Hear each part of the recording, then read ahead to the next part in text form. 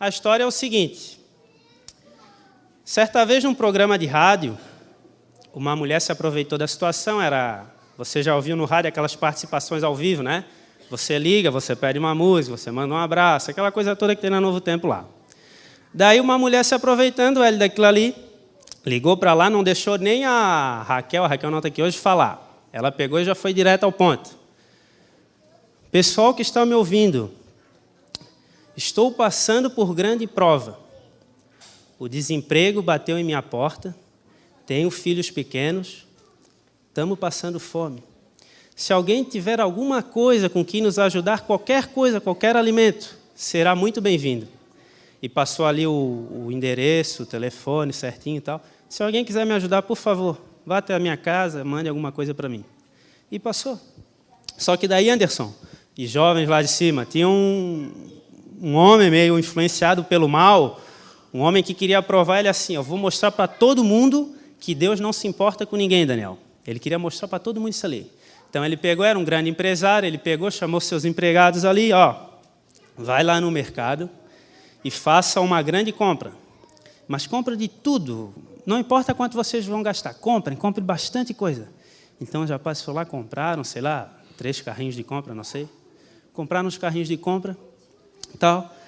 E chegaram lá para o chefe, e agora o que a gente faz? Vai lá nesse endereço, entrega isso aqui para ela e tal. E o seguinte, quando ela perguntar quem mandou isso aqui, vocês falam para ela assim, foi o diabo. O diabo mandou entregar isso aqui para vocês.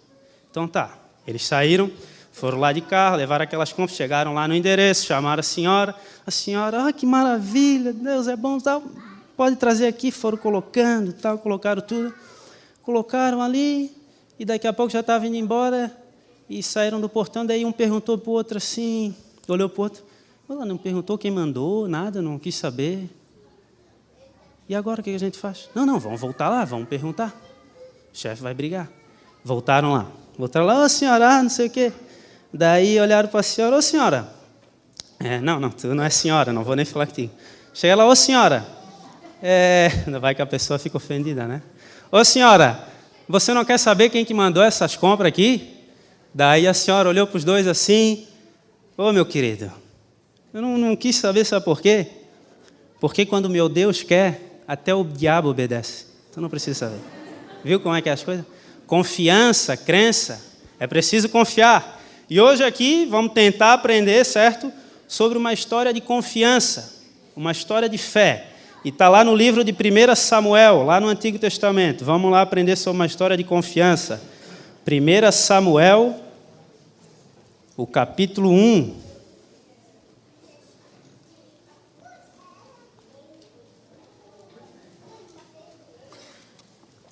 1 Samuel, capítulo 1. Vamos estudar sobre história. A Bíblia é repleta de histórias de confiança, de crença. Vamos deixar todo mundo achar. 1 Samuel. Esperar parar o barulho da Bíblia, para lermos juntos. 1 Samuel, todos acharam? Acho que todos acharam, né? Amém? Vamos ler do versículo 1 até o 11. Vou começar lendo ali, versículo 1. Vou ler bem devagarzinho. Nós temos até uma amiga aqui hoje com língua espanhola. Vou falar bem devagar para ele entender bem, viu? Que eu falo meio rápido, mas eu vou falar mais devagar aqui para você. Versículo 1. Houve um homem de Ramataim Zofim, da região montanhosa de Efraim. O seu nome era Eucana. Ele era filho de Joroão, filho de Eliú, filho de Tou, filho de Zufi, efraimita. Só um ponto. Veja que a Bíblia fala seu pai, seu avô, sabe por quê? Eles são preocupados com a família, com a sua descendência. Dê valor para a sua família. A Bíblia dá valor para a família das pessoas. Versículo 2. Tinha ele 2 mulheres. Uma se chamava Ana e a outra Penina. Penina tinha filhos. Ana, porém, não os tinha. Este homem, versículo 3, subia da sua cidade de ano em ano para adorar e a sacrificar ao Senhor dos Exércitos em Siló. Estavam ali os 2 filhos de Eli, Ofni e Finéias, como sacerdotes do Senhor. Versículo 4, no dia em que Eucana oferecia o seu sacrifício, dava a ele porções deste a Penina, que era sua mulher, e a todos os seus filhos e filhas. A Ana, porém, ele dava porção dupla, porque ele a amava muito, ainda mesmo que o Senhor a houvesse deixado estéril. 6. A sua rival a provocava excessivamente para a irritar, porquanto o Senhor lhe havia cerrado a madre. E assim o fazia ele de ano em ano, e todas as vezes que Ana subia à casa do Senhor, a outra a irritava, pelo que chorava e não comia. 8. Então Eucana, seu marido, lhe disse: Ana, por que você chora? E por que não comes? E por que estás de coração triste? Não te sou melhor do que 10 filhos? Após terem comido e bebido em Siló, estando Eli o sacerdote assentado numa cadeira junto a um pilar do templo do Senhor, levantou-se Ana e com amargura de alma orou ao Senhor e chorou abundantemente. O verso 11 para encerrar. E fez um voto dizendo: Senhor dos exércitos, se benignamente atentares para a aflição da tua serva, e de mim te lembrares, e da tua serva te não esqueceres, e lhes deres um filho varão, ao Senhor o darei por todos os dias da sua vida, e sobre a sua cabeça não passará navalha. Até aí. Em quem você confia?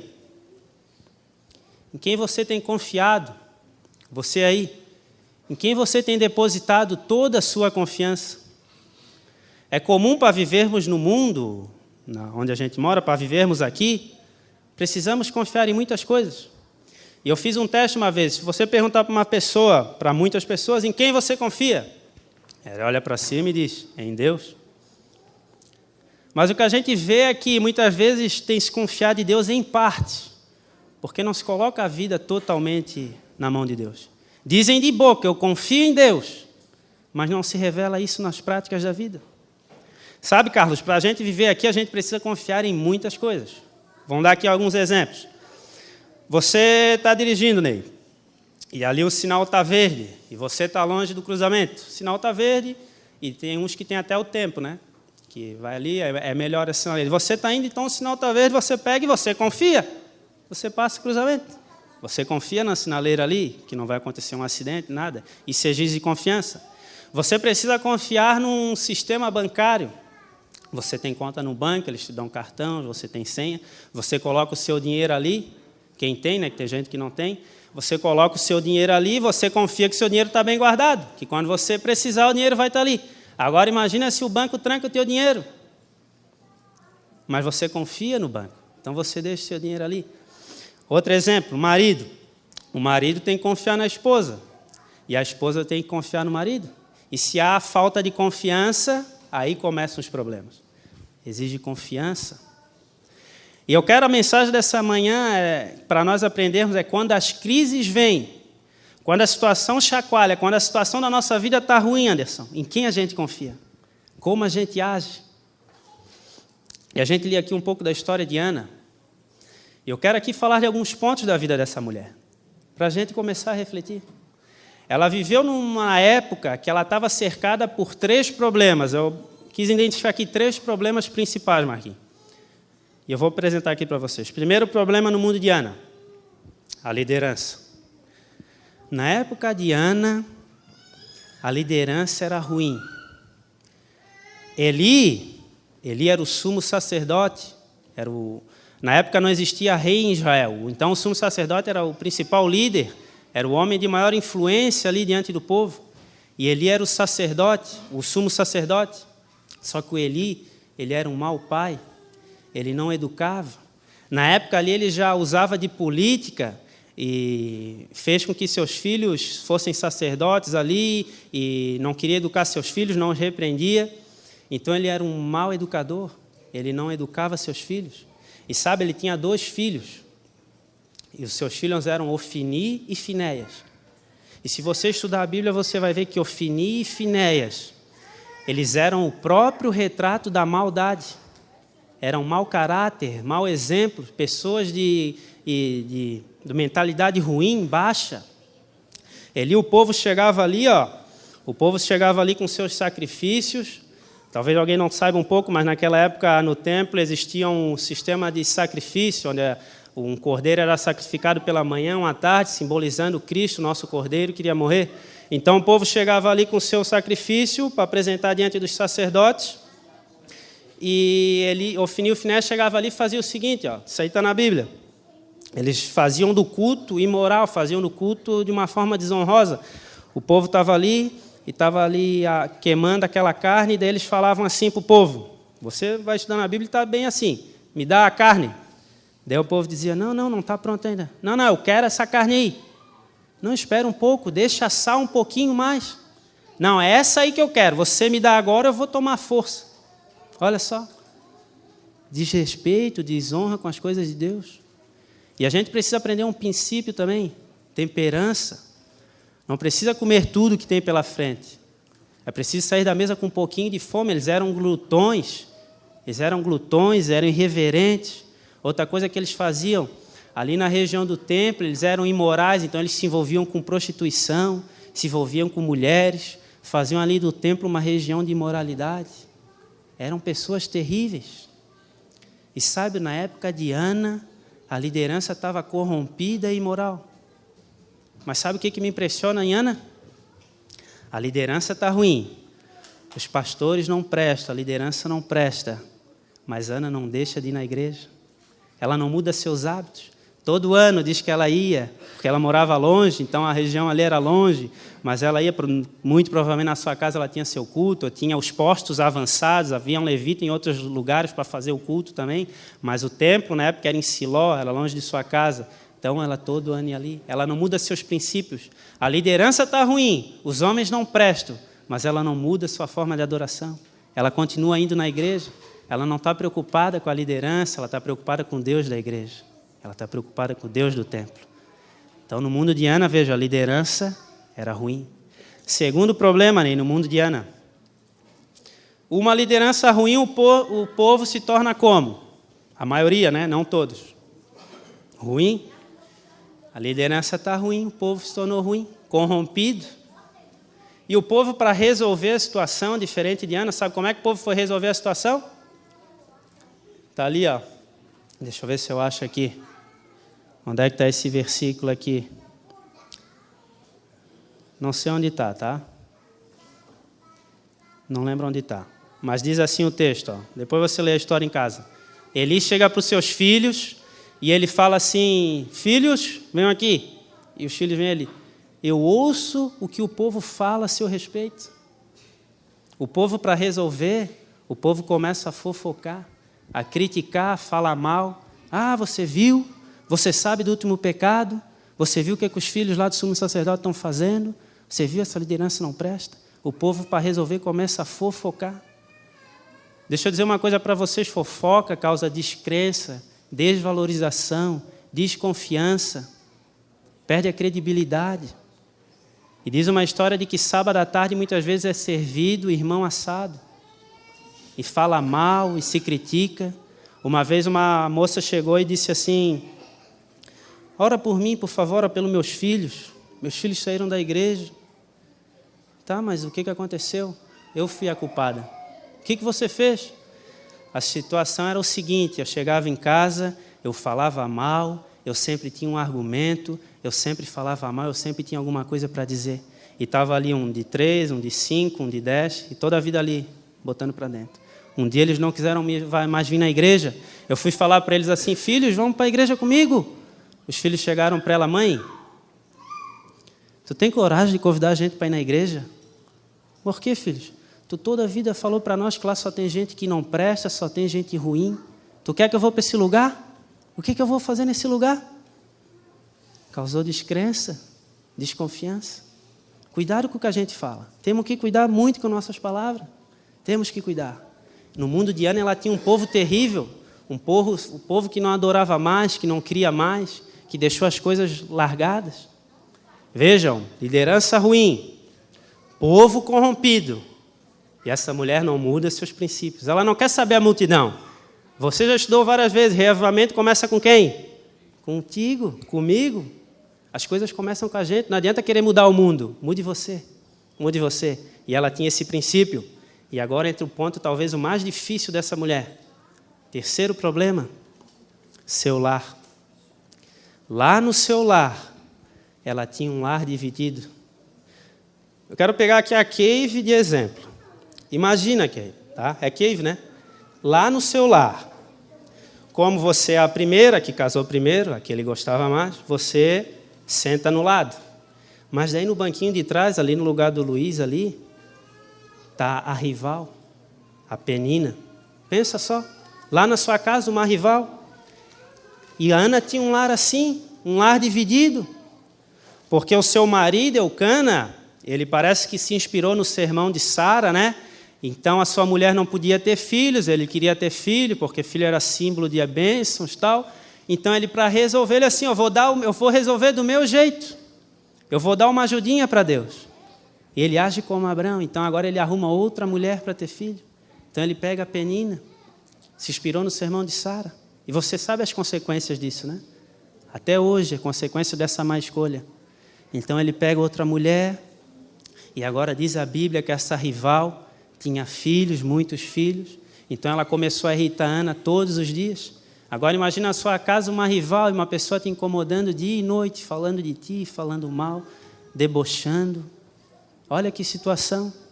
Ela ia para o templo, a outra ia junto, e falando. E diz a Bíblia, ela irritava todos os dias. Todos os dias. Mas essa mulher, ela tem uma liderança que não presta, ela tem um povo corrompido, ela tem um lar dividido, mas ela não muda suas convicções. E diz a Bíblia que ela vem chorando, amargurada, ela vem triste e desamparada, mas ela vem para a igreja. E agora, para resolver, diferente de todo mundo, ela vai fazer algo diferente. Ela vai fazer uma oração.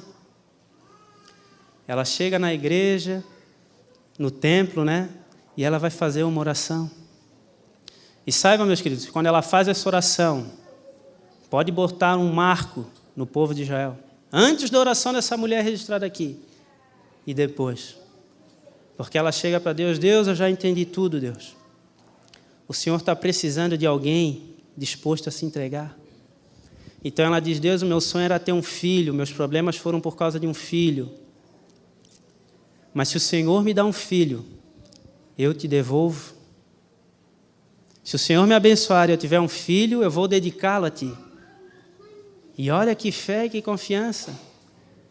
E saibam, diz a Bíblia, que é parte do plano de Deus ouvir a oração da fé. É parte do plano de Deus ouvir a oração de quem tem fé e confiança nele. Diz a Bíblia, se me pedirdes, eu vos darei.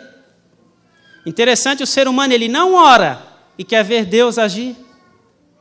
Então essa mulher, ela ora, ela pede, Deus me dê um filho, e Deus vai dar um filho para essa mulher. Mas eu fico impressionado com a confiança dessa mulher. Porque agora nasce seu filho, Samuel, e agora ali ela começou a educar. Ela começou, eu não sei quanto tempo ele educou, a Bíblia não diz, eu sei que aos 12 anos ele usava roupa de sacerdote. Começou a educar, começou a colocar princípios, começou a colocar valores, começou a ensinar aquela criança os caminhos de Deus. E ele foi crescendo. E agora chegou o momento que ela tem que cumprir sua promessa. E sabe o que ela faz com Samuel? Ela vai mandar Samuel para o pior lugar de Israel. Onde é que era o pior lugar de Israel? Em Siló, no templo. Ela pega seu filho, sua criança, o menino, e ela vai colocar dentro do pior lugar de Israel. Porque lá o que tinha lá? Tinha Eli, que era mau pai, mau exemplo. Tinha Ofni e Finéias, gente de qualidade ruim, baixa. Mas ela tinha confiança de que o mesmo Deus que lhe deu o filho era o Deus que ia proteger Samuel e não ia deixar que ele se influenciasse naquele lugar ruim. Então ele começou a crescer. E diz a Bíblia ali no capítulo 3, o versículo 4. Vamos ver se é isso mesmo. Não, versículo 1. Versículo 1, olha só. Olha a situação. Capítulo 3 de 1 Samuel. O jovem Samuel servia ao Senhor perante Eli naqueles dias. A palavra do Senhor era muito rara. As visões não eram frequentes. Você já viu a situação? Eu quero dar um exemplo aqui. Quero pegar aqui uma criança. Cadê? O Mateus tem? Vem cá, Mateus. O Mateus, vem cá, o irmãozinho, vem cá. Vem, rapaz. O menino lá, então vem você mesmo. Eu queria um maiorzinho, mas pode ser. Vem cá, você. Vem. Vem cá. Vem cá. para dar um exemplo, para nós entender a situação. Qual que é o seu nome? Cainã. Cainã? Vai ser um menininho de Deus, né? É isso aí. Ana pega seu filho, sua criança, seu pequenino, e ela bota no pior lugar de réu. E ela coloca lá, e agora Cainã chega lá no meio daquela gente ruim e diz que a palavra de Deus era muito rara. Só que no versículo 4, seus unidos, do capítulo 3, diz que depois de muito tempo, ouviu-se a voz de Deus em Israel. E o que a voz de Deus dizia? Eli, Eli. Era isso que a voz dizia? Ofini. O que a voz dizia? Samuel, Samuel. A situação estava tão ruim naquela época, o povo estava tão corrompido, a liderança tão ruim, que Deus teve que usar uma criança para falar com aquela gente. Olha a situação. E se for para precisar, para se valer de uma criança, Deus vai usar uma criança para falar para você qual que é o caminho certo. E muitas vezes a criança faz isso para você. Pai, tá certo, pode fazer isso? Ô irmão, tu pode fazer isso? Deus usa a criança para falar com vocês. Cainã, né? Obrigado, Cainã. Pode ir lá. Viu? Ouviu-se a voz de Deus em Israel.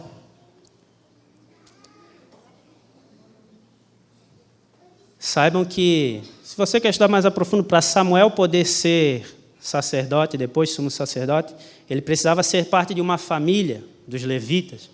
E Eucana, ele era levita. Você lê no livro de Crônicas, você vai ver que ele era descendente de Coré, ou Corá, não lembro. E ele era levita. Só que Eucana era um homem frustrado, primeiro. Eu já falei para vocês, não tinha confiança total em Deus ali na época, e Eucana também não exercia a sua função. Ele estava irado com a política, porque ele podia ser sacerdote também, mas não era, então resolveu as coisas sozinho. Mas o seu filho, como tinha esse sangue levita, podia ser sacerdote. Então chegou o momento que Deus disse para Samuel que ia acabar com aquilo ali, ia acabar com Eli, Ofni, Finés, num dia só. Então Samuel assumiu o sacerdócio, e agora começa a haver reformas, começa a haver mudança. Samuel começa a apontar para Deus, para o povo, o caminho de Deus. Ele começa a mostrar, começa a encaminhar as coisas. E o pessoal do louvor já pode vir aqui para frente. Pessoal do louvor. Nós vamos cantar, já deixa preparado aí, Saul. É o hino 423. É isso mesmo.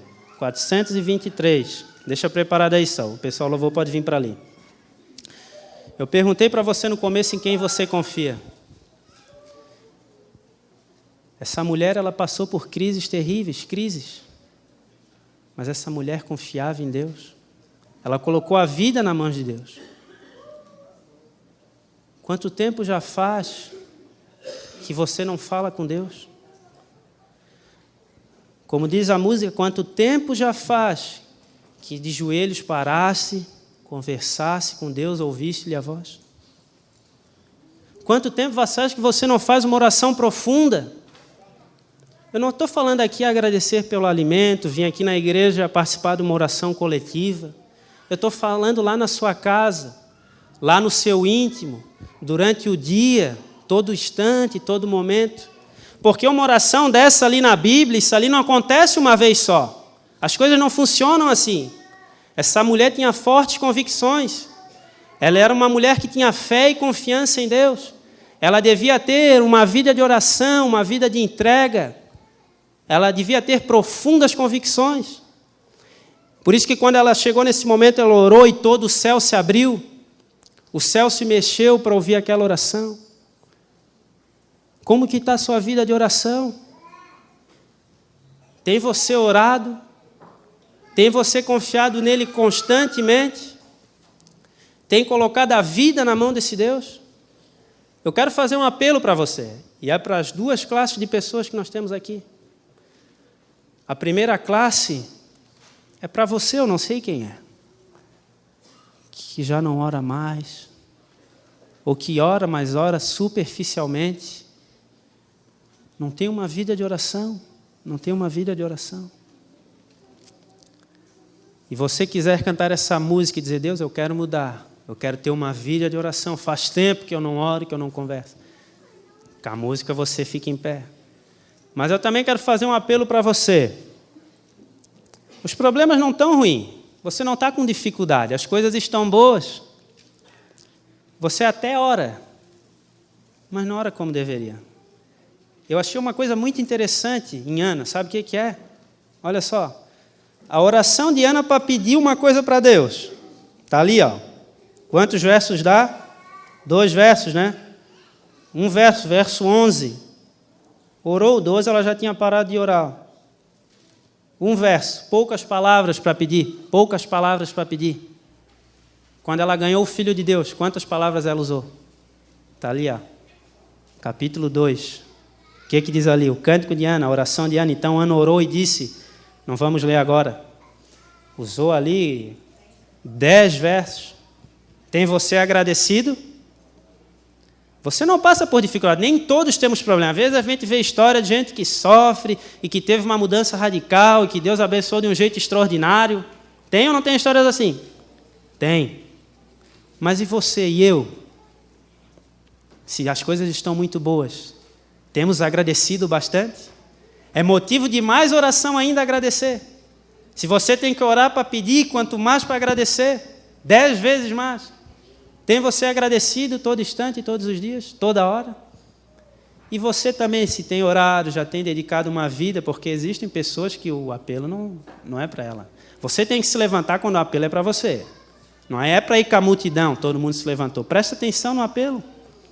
É para você que não ora, para você que até ora, mas não agradece como devia. Mas é o apelo para você também que ora, que entrega, que já tem uma vida de confiança. E você quer dizer, Deus, eu te adoro, Deus, eu quero dizer que eu quero sempre estar contigo, não me deixa que eu caia, como diz o apóstolo Paulo, que eu fique sempre firme. Então eu quero convidá-lo a ficar em pé e cantar essa música junto conosco aqui. 423, quanto tempo já faz? 5. 25? 425. 25 ali, a minha letra nem eu entendo. 425. E cante para Deus, diga para Ele que você o adora.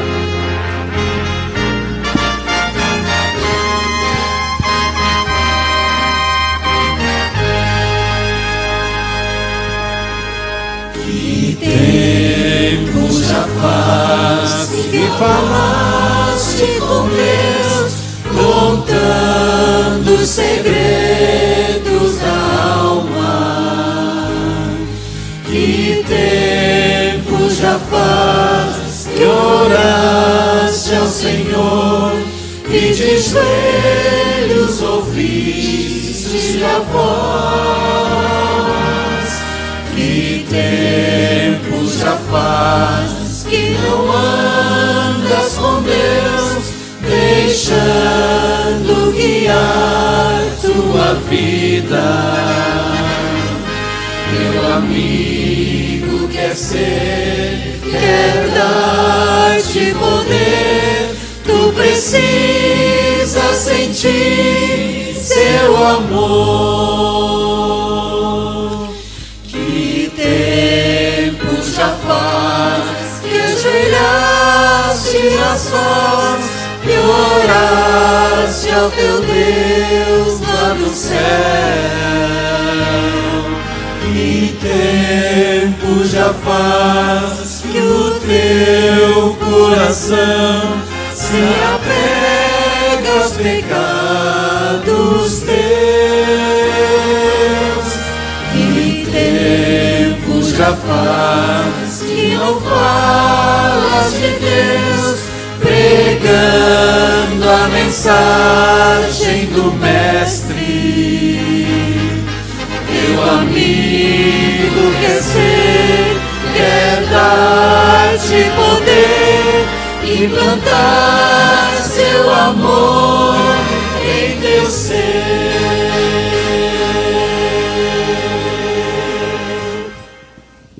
Vamos orar a esse Deus? Vamos orar. Senhor Deus, somos um grupo aqui de filhos teus, ó Pai, diante de Ti em oração. Algum de nós, ó Pai, não tem mais orado direito. Algum de nós aqui não passa tempo contigo, não tem uma vida de oração, de comunhão, de entrega. Mas estão aqui de pé, Senhor, estamos aqui para Te dizer, nos ajude a orar mais. Nos ajude a ter crença e confiança em Ti. Mesmo se a situação for ruim, que a gente confia, porque uma hora isso vai passar. Também, ó Pai, tem um grupo aqui que não está passando por muitos problemas, que não tem tanta dificuldade, ó Deus, mas às vezes está faltando te agradecer.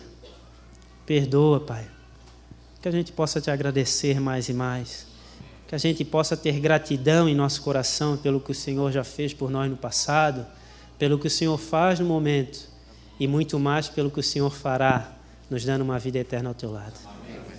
E há um povo aqui de filhos também que caem, é verdade, ó Deus, mas que são fiéis, caem, se levantem, busquem, colocam a vida em tuas mãos.